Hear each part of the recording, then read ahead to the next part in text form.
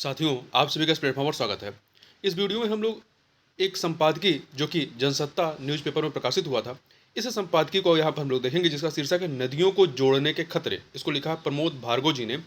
इस आर्टिकल में बताया गया है कि जो हम नदी जोड़ो परियोजना को विभिन्न समस्याओं का एक रामबाण इलाज समझते हैं, उसके क्या दुष्प्रभाव हैं और लॉन्ग टर्म में उसके क्या नुकसान होने हैं, उन सभी के बारे में इस आर्टिकल में बताया गया है। तो उसी चीज़ के बारे में हम लोग इस वीडियो में चर्चा करेंगे।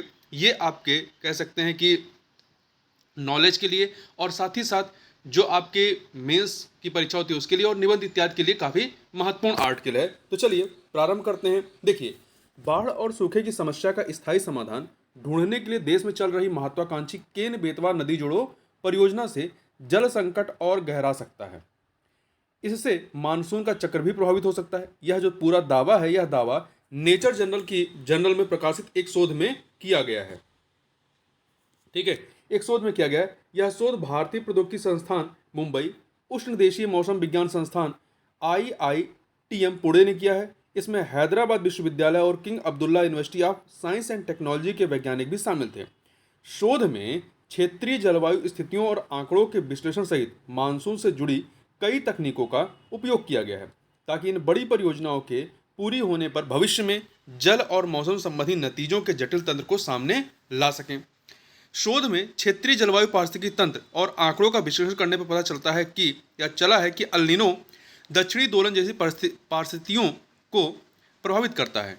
इसलिए नदी जोड़ योजना पूरी होने के बाद इस क्षेत्र में आने वाले जल स्थल वायुमंडल अंतर संबंध को बिगाड़ सकता है। इससे वायु और नमी का स्तर प्रभावित होगा। नतीजन देश में यह नदी जोड़ क्षेत्र विशेष में बारिश का परंपरागत रुझान बदल सकता है।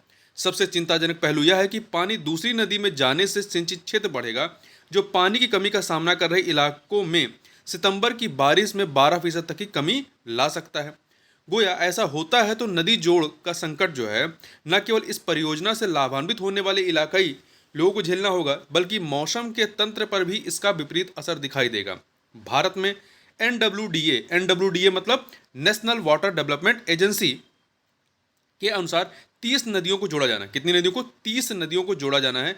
इनमें प्रायद्वीपीय घटक के मतलब दक्षिण भारत के 16 और हिमालयी घटक के अर्थात उत्तर भारत के घटक के अंतर्गत 14 नदियों को जोड़ने की पहचान कर ली गई है। इनमें से 8 योजनाओं की DPR भी बना ली गई है, डिटेल्ड प्रोजेक्ट रिपोर्ट बना ली गई है। दुनिया के महासागरों, हिमखंडों, नदियों और बड़े जलाशयों में अकूत जल भंडार है, मगर मानव के लिए उपयोगी जीवनदायी जल और बढ़ती आबादी के लिए जल की उपलब्धता का बिगड़ता अनुपात चिंता का बड़ा कारण बना हुआ है। बढ़ते तापमान के कारण हिमखंडों के या जो ग्लेशियर्स हैं के पिघलने और अवर्षा के चलते जल स्रोतों के सूखने का सिलसिला जारी है। वर्तमान में जल की खपत कृषि, उद्योग, विद्युत और पेयजल के रूप में सर्वाधिक हो रही है। हालांकि पेयजल की खपत मात्र 8% है, जिसका मुख्य स्रोत नदियां और भूजल हैं।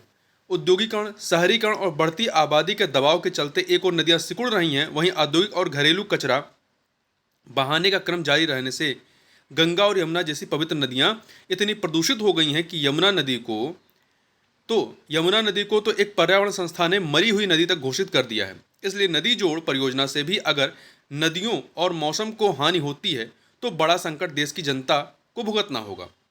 करीब 120 अरब डॉलर खर्च की प्रस्तावित नदी जोड़ परियोजना को 2 हिस्सों में बांटकर पूरा किया जाएगा। तो इस चीज़ को आप फैक्ट के रूप में भी याद रखिएगा, PT की परीक्षा में पूछा जा सकता है। पहला जो है प्रायद्वीप स्थित नदियों को जोड़ना और दूसरा हिमालय से निकलने वाली नदियों को जोड़ना। प्रायद्वीप भाग में 16 नदियां हैं जिन्हें दक्षिण जल क्षेत्र बनाकर जोड़ा जाना है। इसमें महानदी, गोदावरी, पेन्नार, कृष्णा, तापी, नर्मदा, दमनगंगा, पिंजाल और कावेरी को जोड़ा जाएगा। पश्चिम के तटीय हिस्से में बहने वाली नदियों को पूर्व की ओर मोड़ा जाएगा। इस तट से जुड़ी तापी नदी के दक्षिण भाग को मुंबई के उत्तरी भाग की नदियों से जोड़ा जाना प्रस्तावित है। वहीं केरल और कर्नाटक की पश्चिम की ओर बहने वाली नदियों की जलधारा पूर्व दिशा में मोड़ी जाएगी। यमुना और दक्षिण की सहायक नदियों को भी आपस में जोड़ा जाना है। हिमालय क्षेत्र की नदियों के अतिरिक्त जल को संग्रह करने की दृष्टि से भारत और नेपाल में गंगा, यमुना, ब्रह्मपुत्र तथा इनकी सहायक नदियों पर विशाल जलाशय बनाने का प्रस्ताव है, ताकि वर्षा जल इकट्ठा हो और उत्तर प्रदेश, बिहार और असम को भयंकर बाढ़ से निजात मिल सके। इन जलाशयों से बिजली भी उत्पादित की जाएगी। इसी क्षेत्र में कोसी, घाघरा, मेच, गंडक, साबरमती, शारदा, फरक्का, सुंदरवन, स्वर्ण रेखा और दामोदर नदियों को गंगा, यमुना और महानदी से जोड़ा जाएगा।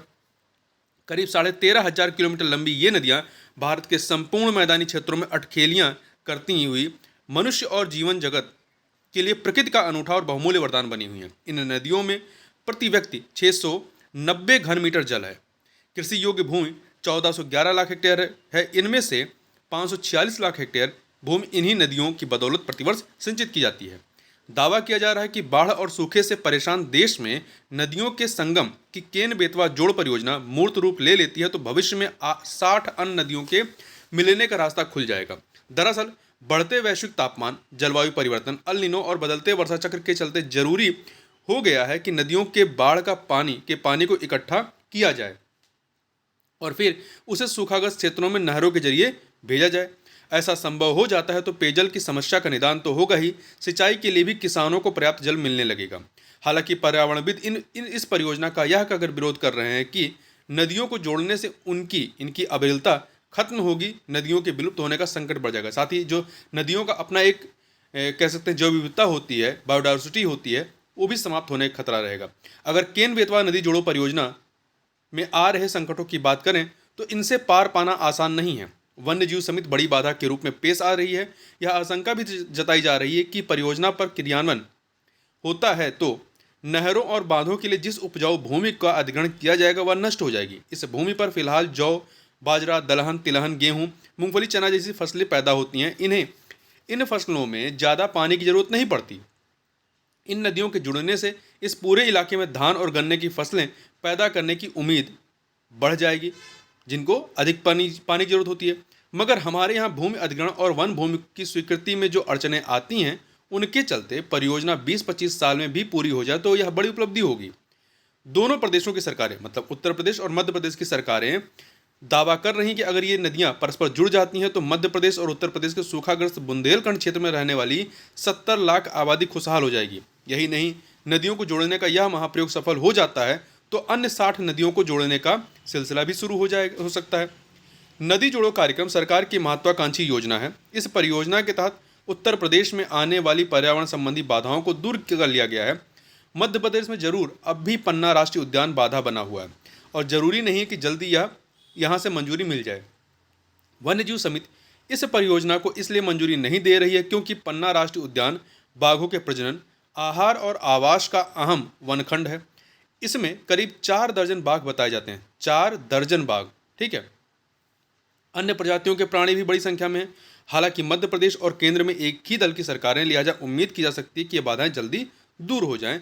हीरा खनन क्षेत्र भी नई बाधा के रूप में आ सकते, क्योंकि इसी क्षेत्र में हीरा खनन क्षेत्र भी है। तो इस प्रकार से यहाँ पर हम लोगों ने जो नदी जोड़ो परियोजना है, उस परियोजना के क्या दुष्प्रभाव हैं, ठीक है, और कितनी नदियों को जोड़ने की योजना है, उन सभी के बारे में हम लोगों ने इस वीडियो में देखा। तो इस वीडियो में बस इतना ही। मिलते हैं नेक्स्ट वीडियो में, तब तक के लिए बहुत बहुत धन्यवाद।